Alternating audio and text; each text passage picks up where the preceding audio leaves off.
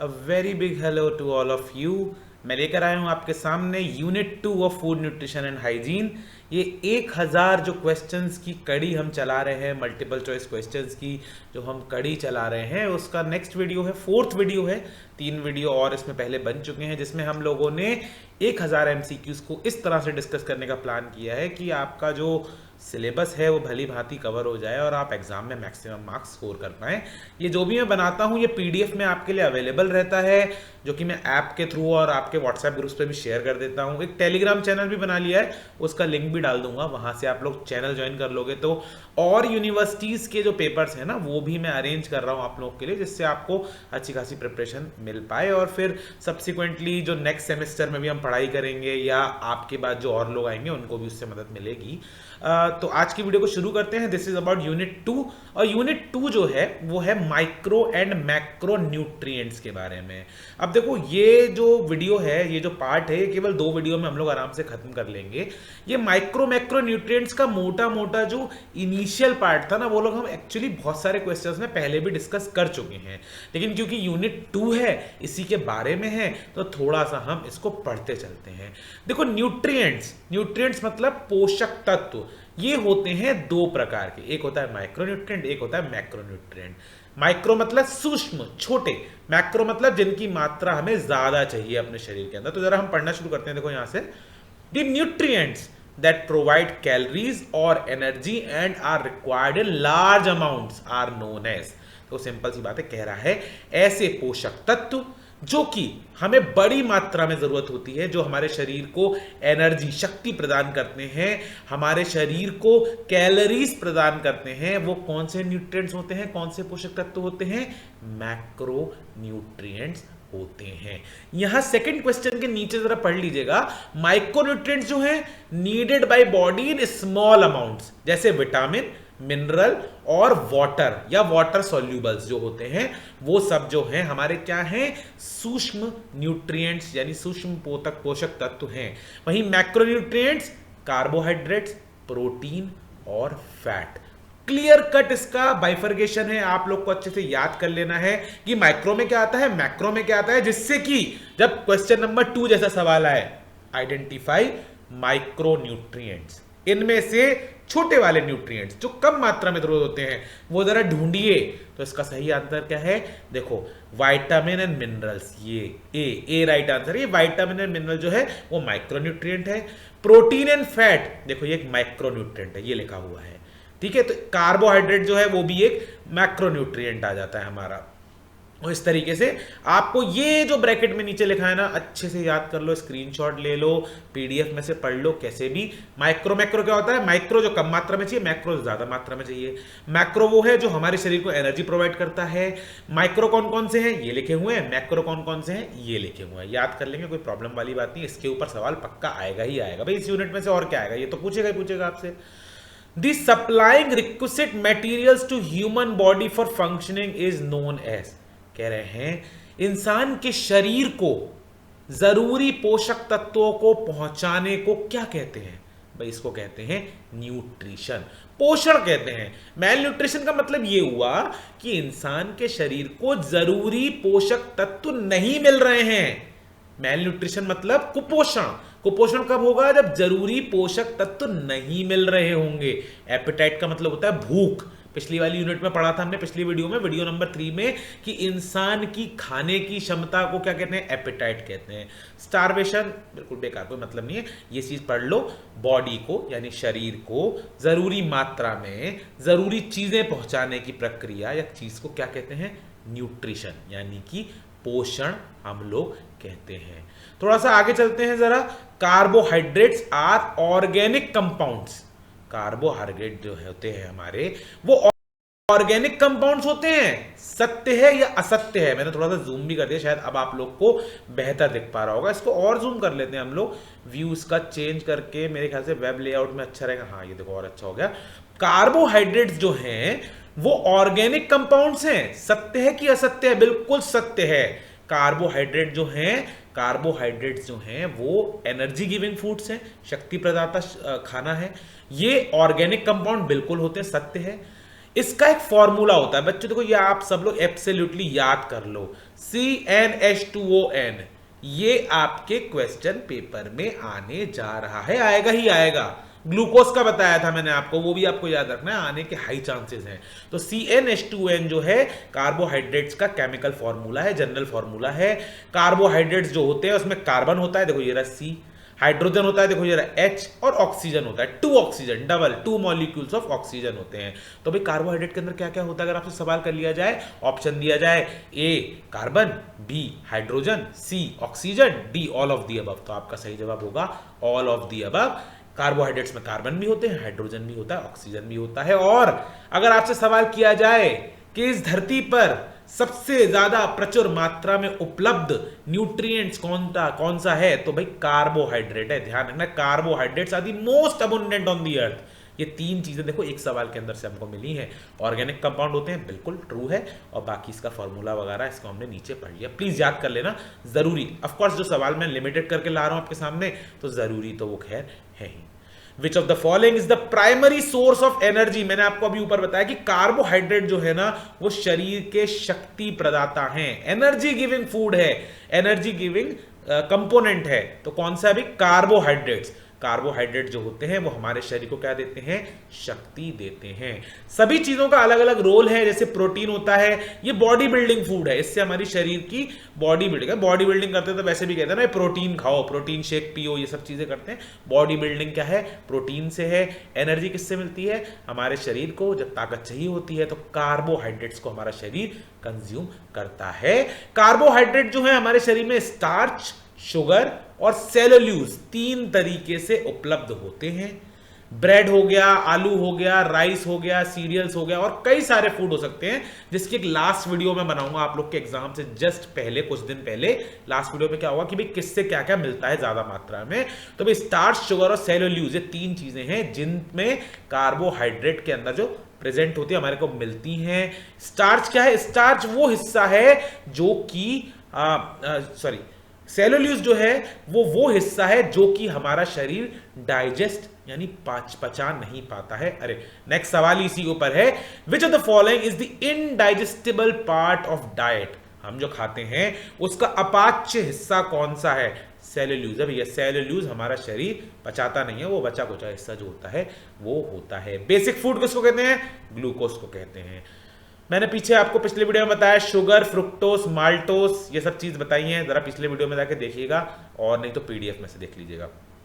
Which of the following biomolecule is called staff of life, staff of life किस biomolecule को कहा जाता है, इसकी कोई हिंदी की जरूरत नहीं है, ये एक शब्द है। जैसे कहा कि स्वर कोकिला किसको कहा जाता है, लता मंगेशकर को, है ना, सही जवाब बोल रहा हूं ना, स्वर कोकिला किसको कहा जाता है, लता मंगेशकर को। वैसे ही स्टाफ ऑफ लाइफ किसको कहा जाता है, कार्बोहाइड्रेट्स को कहा जाता है। सिंपल सी ऐसी बात रखनी है। अच्छा, पानी, वाटर के बारे में बात है कि वाटर के अंदर कोई भी पोषक तत्व मौजूद नहीं होता है। पानी और बहुत सारी चीजें करता है हमारे शरीर में, लेकिन उसके अंदर प्रोटीन या कार्बोहाइड्रेट ये सब चीजें उपलब्ध नहीं होती हैं। Essential component of food is, देखो वैसे तो सभी चीजें जो हैं हमारे शरीर को आवश्यक हैं, लेकिन कार्बोहाइड्रेट जो है वो एक एसेंशियल फूड है। क्यों है, क्योंकि मैंने ऊपर आपको बताया ये अनिवार्य इसीलिए है खाने के अंदर, क्योंकि कार्बोहाइड्रेट की वजह से हमारे शरीर को क्या मिलती है, लिखो जरा कमेंट में, कार्बोहाइड्रेट की वजह से हमारे शरीर को क्या मिलती है, आप सब लिखो जरा कमेंट में। स्टार्च कहां मिलता है, भी प्लांट्स के अंदर मिलता है। इनसॉल्यूबल इन वाटर, कौन सी चीज है जो पानी में घुलनशील है ही नहीं, फैट्स। फैट मैंने बताया हिंदी, वसा, वसा जो है वो किसी भी प्रकार से वाटर में सॉल्यूबल नहीं है। यहां पे मैं आपसे फिर पूछ रहा हूं, बताओ जरा सब लोग, कार्बोहाइड्रेट हमारे शरीर को क्या देता है, एनर्जी देता है, एनर्जी, बिल्कुल सही जवाब है, एनर्जी देता है। All of the following are nutrients found in food except, ये सवाल हम पिछली वाली यूनिट में भी कर चुके हैं। कह रहा है ये जो नीचे ऑप्शन दिए हैं ये सभी पोषक तत्व हैं किसी एक को छोड़कर। तो दोस्तों कार्बोहाइड्रेट तो एक पोषक तत्व है, 6 पोषक तत्व मैंने बता रखे हैं, प्रोटीन बता रखे हैं, फैट बता रखा है, वाटर बता रखा है, विटामिन बता रखा है ना, बहुत सारे आपको पोषक तत्व 6 केमिकल कंपोजिशन के आधार पर बताए थे। प्लाज्मा जो है ना ये पोषक तत्व नहीं होता। हाँ, प्लाज्मा भी पोषक तत्व हो सकता है अगर आप ड्रैकुला हैं और आप खून पीते हैं तो, लेकिन अगर आप ड्रैक्यूला नहीं है और आप किसी का खून नहीं पीते हैं तो प्लाज्मा एक पोषक तत्व आपके लिए नहीं है। प्लाज्मा क्या है? प्लाज्मा एक पदार्थ है जो कि हमारे खून का हिस्सा है, ब्लड के अंदर पाया जाता है। कोरोना के दौरान प्लाज्मा थेरेपी बहुत ज्यादा पॉपुलर हुई थी, वो भी इसी प्लाज्मा की बात उसके अंदर कर, खून में एक पार्ट होता है जिसको कहते हैं plasma. Which food is known as complete food for vegetarians? जो लोग शाकाहार का अनुपालन करते हैं उनके लिए आदर्श फूड कौन सा है? Complete food. तो दूध है भैया, दूध के अंदर लगभग सारी चीजें आपको प्राप्त हो जाती है, मलाई के माध्यम से कार्बोहाइड्रेट और वसा भी, आपको फैट्स भी मिल जाते हैं, प्रोटीन भी होता है और सब चीजें इसके अंदर। दूध ऐसी डाइट है जो दूध पीने वाला है तो उसका शरीर जो है बढ़िया से चलता रहेगा, जैसे कि मैं। Which of the following is fat soluble vitamin? देखो पिछली वाले वीडियो में डिस्कस कर चुके हैं कि विटामिन फैट सॉल्यूबल हो सकते हैं यानी वसा के साथ घुलनशील, और विटामिन वाटर सॉल्यूबल हो सकते हैं यानी जल के साथ घुलनशील। तो जल के साथ घुलने वाले विटामिन मैंने बताए थे विटामिन बी और सी, सारे बी के विटामिन और सी विटामिन जो है वो बिल्कुल जल के साथ घुलनशील है। लेकिन जो विटामिन फैट सॉल्यूबल है, ये मैंने आप लोग के लिए लिस्ट डाल दी है, vitamin A, D, E and के, ये 4 विटामिन्स हैं। इंग्लिश में क्या? विटामिन्स, हिंदी में क्या? विटामिन्स। ये 4 विटामिन्स हैं जो फैट सॉल्यूबल हैं, यानी हमारे शरीर के अंदर जो वसा है उसके साथ भी ये घुल जाते हैं। वाटर सॉल्यूबल हैं बी और लिखो जरा सी, बी और सी है ना, बी के सारे। तो यहां पढ़ लेते हैं कि विटामिन ए से क्या होता है, याद कर लेना, स्किन को अच्छा रखता है, हमारे नाइट ब्लाइंडनेस को आपको प्रिवेंट करता है ना। मैंने बताया था आंख के लिए अच्छा होता है, गाजर में हमको मिलता है, ठीक। विटामिन ए को रेटिनॉल भी कहते हैं। विटामिन डी हमारी स्ट्रॉन्ग बोन और हमारे दांत के लिए अच्छा होता है। ये कहाँ मिलता है? ये लिखा हुआ है, ये पीडीएफ मिल जाएगा, पढ़ लीजिएगा। विटामिन ई बादाम में मिलता है विटामिन ई, वैसे एंटीऑक्सीडेंट है जो हमारे सेल को बचाता है। विटामिन के पिछले वाले वीडियो में देखा था, ब्लड क्लॉटिंग यानी रक्त के थक्के को बनाने में मदद करता है। ये कहां से मिलता है? कॉलीफ्लावर, एग यॉक और ऑर्गन मीट से हमको मिलता है। तो विटामिन ए, डी और ई और के क्या है? फैट सॉल्यूबल विटामिन हमारे हैं। विटामिन डी कहां से प्राप्त होता है? धूप से, कहते हैं ना सनशाइन विटामिन। कौन सा है? विटामिन डी है। विटामिन ए एक एल्कोहल है। एल्कोहल आप जानते हैं ना, शराब को एल्कोहल कहते हैं, एल्कोहलिक पदार्थ है क्या? विटामिन ए बिल्कुल सही जवाब। विटामिन ए एल्कोहलिक स्वभाव का है, एल्कोहलिक प्रवृत्ति का है। विटामिन ए एक प्रकार का एल्कोहल है, बिल्कुल है, इसका आंसर है true. Milk contains vitamin C. क्या मिल्क के अंदर, दूध के अंदर विटामिन सी होता है? देखो एक बात ध्यान रखना, विटामिन सी जो है वो खट्टे फलों में, खट्टे पदार्थों में पाया जाता है। अगर आपके यहां पे आने वाले दूध का टेस्ट खट्टा है तो उसमें विटामिन सी हो सकता है। फिलहाल के लिए आंसर है बिल्कुल नहीं, विटामिन सी दूध में नहीं पाया जाता है। विटामिन सी रिच आइटम्स कौन से हैं? ब्रोकली है, गुआवा है, ऑरेंजेस, गुआवा जानते हैं ना, अमरूद, ऑरेंजेस, कीवी, सिट्रस फ्रूट, खट्टे फल है ना, potato, green chilli, lime, lemon, papaya, yellow pepper, black currant, strawberry. कुछ भी खाने को नहीं है फिलहाल, बट चलो ठीक है, आगे बढ़ते हैं। ये याद कर लीजिएगा थोड़ा सा, आपसे पूछ सकता है इनमें से कौन सा पदार्थ है, कौन सा फूड आइटम है जिसके अंदर विटामिन सी है। 4 ऑप्शन दे देगा तो आपको करेक्ट करना है कि भैया मिल्क नहीं है, ये सारे के सारे हैं। मैं फिर पूछ लेता हूं, विटामिन ए को और क्या कहते हैं? जरा लिखना, जरा सब लोग लिखना, विटामिन ए को क्या कहते हैं? लिख दो जरा। What is full form of BMI? ये एक बहुत ही इंपॉर्टेंट कंसेप्ट है BMI। BMI आजकल नापा जाता है लोगों का बॉडी मास इंडेक्स। इसमें क्या करते हैं, इसका एक फॉर्मूला है, सब आपको याद करना है, वेट ऑब्लिक हाइट का स्क्वायर। यानी आपका वेट मान लीजिए 80 किलो है और आपकी हाइट जो है उसका स्क्वायर निकाल के एक फिगर तक हम पहुंचते हैं, उसको निकाल के हम क्या बनाते हैं? BMI बनाते हैं। देखो मैंने आपको यहाँ पे BMI दिखा देता हूँ। BMI क्या होता है? Body mass index. यहां से हम इमेजेस में आ जाते हैं। देखो बॉडी मास इंडेक्स को अच्छे से समझ लो आप लोग। वो कह रहा है, ये देखो, अगर आपके बॉडी का जो मास इंडेक्स है, यानी ये फॉर्मूला लगाया मैंने, ये देखो यहां पे आ रहा है ना, BMI is equal to weight upon height का स्क्वायर। देखो ये लिखा आ रहा है यहां पे। तो अगर आपका ये फॉर्मूले का रिजल्ट 18.5 से कम आता है तो आप क्या है? अंडर वेट है। अगर आपका नॉर्मल है तो आपका ये जो रिजल्ट आएगा इस फॉर्मूला को लगाने के बाद जो नतीजा आएगा, अगर वो 18.5 से 24.9 के बीच में आता है तो आप नॉर्मल हैं। 25 से 29.9 के बीच में आप ओवरवेट है, यानी आपका वजन अधिक है लेकिन अभी आप मोटापे की ओर नहीं बढ़े हैं। 30 से 34.9 ओबेस है आप, ओबेस्ट मतलब मोटापे के शिकार है, बीमारी में है। और 35 से ऊपर क्या है, एक्सट्रीमली ओबेस्ड है, एक्सट्रीमली ओबेसिटी के अंदर आप चले गए हैं। देखिए ये भी लिखा हुआ है, ये वेट स्टेटस और ये उसका नतीजा, ये देखो ओबेसिटी के। तो बहुत सारे मतलब सोर्सेज मौजूद हैं इंटरनेट पे जिससे आप पढ़ सकते हैं। बॉडी मास इंडेक्स का फॉर्मूला मैंने आपको बता दिया, एक objective question. Body mass index की क्या क्या रेटिंग है देखो यहाँ पे लिखी हुई है, ये आपको एकदम याद कर लेनी है, बिल्कुल भूलनी नहीं है। 6 ही कैटेगरी बताई गई हैं। 40 से अबव ओबेसिटी क्लास 2 चली जाती है, मतलब ये देखो ये वाला जो है ना, इसको याद कर लेना, बिल्कुल बढ़िया एकदम लगा हुआ है, इसको आपको एकदम याद कर लेना है ओबेसिटी के मामले में। ये मैंने निकाला था कि भैया विटामिन ए, डी और ई और जो के है ना, ये क्या है आपके विटामिन है जो फैट सॉल्युबल होते हैं, वो मैंने आपको पहले से ऑलरेडी बता दिया। चलो हम आगे चलते हैं। हमने यहाँ पे बीएमआई पढ़ लिया। बीएमआई किस लिए होती है, हमारे शरीर की जो वजन है वो हमारे शरीर की हाइट यानी कद की तुलना में ठीक है या नहीं, इसको जज करने के लिए क्या इंडेक्स बनाया गया, body mass index. Body mass index का फॉर्मूला क्या है आपके सामने लिख दिया। इसमें 6 तरह की कैटेगरी दी गई हैं। 18.5 की रीडिंग से लेके 40 तक की रीडिंग जो है उसके अंदर रखी गई है।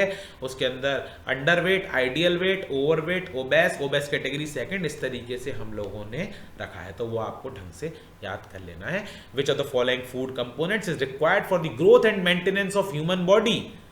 एक व्यक्ति के, एक इंसान के शरीर की ग्रोथ और मेंटेनेंस के लिए, ग्रोथ और मेंटेनेंस के लिए किन कंपोनेंट्स की आवश्यकता है, तो भैया प्रोटीन और विटामिन दोनों की प्रचुर मात्रा में आवश्यकता है।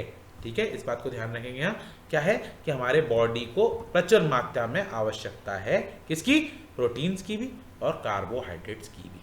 रीजन फॉर कार्डियोवास्कुलर डिसीज, देखो कार्डियोवास्कुलर डिसीज क्या होता है, कार्डियोवास्कुलर, कार्डियक जहां भी शब्द आ जाए मतलब दिल की बीमारी की बात कर रहा है, वो वाली दिल की बीमारी नहीं, दिल दा मामला है दिल भर, नहीं नहीं नहीं, वो दिल की बीमारी की बात नहीं हो रही है। दिल की बीमारी असली वाली, हार्ट अटैक पड़ जाता है ना इससे, वो वाली दिल की बीमारी। तो उस दिल की बीमारी के लिए क्या रीजन है कार्डियोवास्कुलर, ओबेसिटी बहुत मेजर एक रीजन है। मोटापा, अगर आपको मोटापे की शिकायत है तो इसका मतलब कार्डियोवास्कुलर डिसीज यानी दिल की बीमारी होने के बहुत ज्यादा चांसेस आपके बढ़ जाते हैं। अगर आपके पास पैसे की कमी है तो जरूरी नहीं दिल की बीमारी हो जाए। अगर आप अच्छा खाना खाते हैं तो दिल की बीमारी कैसे हो जाएगी, बिल्कुल नहीं होगी, है ना। तो ऑप्शंस को भी हमें ढंग से इंट्रोस्पेक्ट कर लेना। मोटापा अगर है तो भाई दिल की बीमारी का खतरा बहुत ज्यादा बढ़ जाता है। हमारे शरीर में स्ट्रॉन्ग बोन्स और स्ट्रॉन्ग टीथ के लिए कौन सा मिनरल जरूरी है, कैल्शियम। देखो यहाँ पे ध्यान रखना, कैल्शियम के कैप्सूल बचपन में खिलाए जाते थे, कैल्शियम की गोलियां खिलाई जाती हैं हड्डियों के लिए। जो ज़्यादा उम्र की महिलाएं होती हैं उन्हें ऑस्टियोपेरिसिस की शिकायत होती है, जब उनकी हड्डियां शरीर की कमज़ोर होती हैं तो कैल्शियम की गोली खिलाई जाती हैं। यहाँ 2-3 सवाल समझ में आ रहे हैं। कैल्शियम एक प्रकार का मिनरल है, calcium is a kind of mineral. ये किसके लिए ज़रूरी होता है, हमारे शरीर में स्ट्रॉन्ग हड्डियों के लिए और टीथ के लिए क्या जरूरी होता है, कैल्शियम। तो भैया कैल्शियम लो अच्छे से, कैल्शियम का फॉर्मूला Ca होता है ना, Ca, कैल्शियम लो अच्छे से और बढ़िया से अपनी हड्डियों को मेंटेन करके रखो।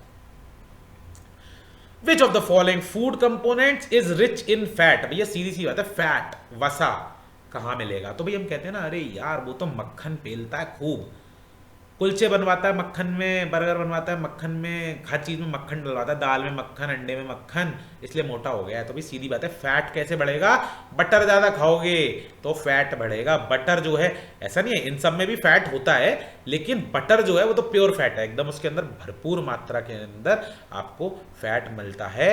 Which the following responsible for growth, repair, energy and maintenance of body. बड़ा इजी सा सवाल है। इसने कहा शरीर में ग्रोथ के लिए, रिपेयर के लिए, एनर्जी के लिए और मेंटेनेंस के लिए क्या इनमें से जरूरी है, भैया न्यूट्रिएंट्स, पोषक तत्व हमें जरूरी है। पोषक तत्व मिल जाएंगे तो हमारे शरीर की जो है growth, repair, energy and maintenance सभी चीजें होती रहेंगी, कोई प्रॉब्लम वाली बात नहीं आएगी। आइडेंटिफाई माइक्रोन्यूट्रिएंट, ऊपर भी ये सवाल आ चुका है, रिपीट हो गया है तो इसको इग्नोर कर दो। विटामिन एंड मिनरल, ये वाला पैराग्राफ भी हम ऊपर पढ़ चुके हैं तो हम बार बार इसको क्यों ही पढ़े, है ना, एक ही बार छोड़ देते हैं। ये मैंने 2 क्वेश्चंस आपको रिमाइंड कराने के लिए डाले हैं क्योंकि ये आपके पेपर में पक्के आने वाले हैं और मैं वीडियो नंबर 1 और 2 में भी पूछ चुका हूं। आरडीए की फुल फॉर्म क्या है भैया? रिकमेंडेड डाइटरी अलाउंस है। इसको एकदम रट लेना है हम लोग को, क्योंकि हम जरा भी ऊपर नीचे करेंगे ऑप्शंस में कंफ्यूज होंगे, सीधे 2 नंबर चले जाएंगे। भैया रिकमेंडेड डाइटरी अलाउंस, एसडी है specific dynamic action of food. ये क्या होता है? वीडियो नंबर 2 में, नहीं वीडियो नंबर 2 में, हाँ वीडियो नंबर 2 या वीडियो नंबर 1 में मैंने आपको बताया, वहां जाके देख लीजिएगा। बट ये मैं बार बार क्यों रिपीट कर रहा हूं, मैं आगे भी रिपीट करूंगा इसे। ये फुल फॉर्म्स हमें कुछ भूलनी नहीं है, जैसे HIV की फुल फॉर्म, ICMR की फुल फॉर्म, FSSAI की फुल फॉर्म, WHO की फुल फॉर्म, WHO का हेडक्वार्टर, ये सब हमको एकदम याद करके रखना, आपके पेपर में ही पूछे जाने निश्चित वाली बात है। Which of the following is the most essential nutrient for a woman during her initial stages of pregnancy to prevent birth defect? देखो, अगर कोई महिला जो है वो गर्भवती हैं और उनकी प्रेगनेंसी के गर्भावस्था के शुरुआती दिनों के अंदर जो पदार्थ, न्यूट्रिएंट, पोषक तत्व सबसे ज्यादा आवश्यक है वो कौन सा है, जिससे बर्थ डिफेक्ट यानी बच्चे को कोई समस्या ना हो या जन्म रिलेटेड कोई समस्या ना हो, वो है फॉलिक एसिड। अब भैया फॉलिक एसिड होता क्या है? ये नई चीज कहां से ले आया सर? फॉलिक एसिड कहां से पूछ लिया? तो कुछ नहीं करना है, जरा सा गूगल में जाना ऐसे और ये बताओ कि ये फॉलिक एसिड आखिर होता क्या है। ये देखते हैं फॉलिक एसिड आखिर होता क्या है। फॉलिक एसिड क्या होता है? बी विटामिन होता है। विटामिन बी का एक पदार्थ है B9, विटामिन B9। देखो विटामिन B9 को क्या कहते हैं? फॉलिक एसिड कहते हैं। तो फॉलिक एसिड कोई नई चीज नहीं है। विटामिन ए का नाम जैसे रेटिनॉल है, वैसे ही विटामिन B9 का, बी में 8 तरह के विटामिन है ना, विटामिन B1, B2, B3 इस तरीके से हैं, विटामिन B12 भी है, विटामिन B9 का क्या नाम है? फॉलिक एसिड है। याद रखना, भूलना नहीं बिल्कुल भी।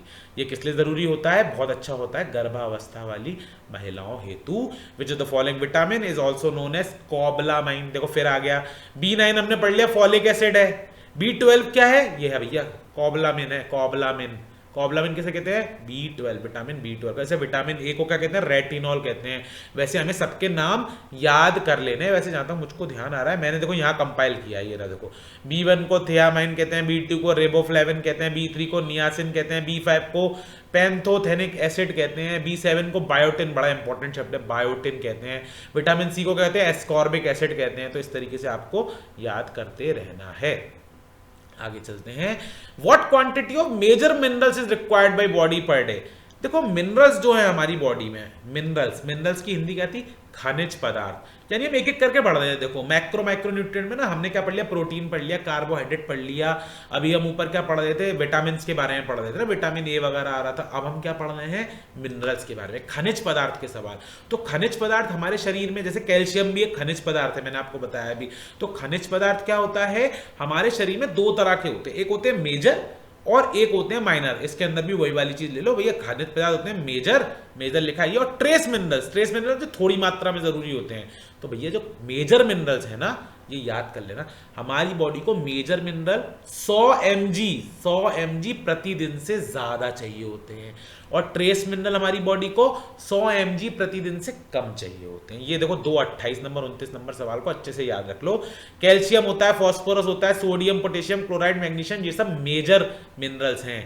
जो देखो कैल्शियम बोन्स के लिए हो गया, फास्फोरस भी बोन्स के लिए हो गया, इस तरीके से होते हैं। Iron, iodine, zinc, cobalt, copper, manganese, ये सब क्या होते हैं? कम मात्रा में, 100 मिलीग्राम से कम भी होंगे तो चलेगा, कम ही चाहिए होते हैं। इनको क्या कहते हैं? Trace mineral.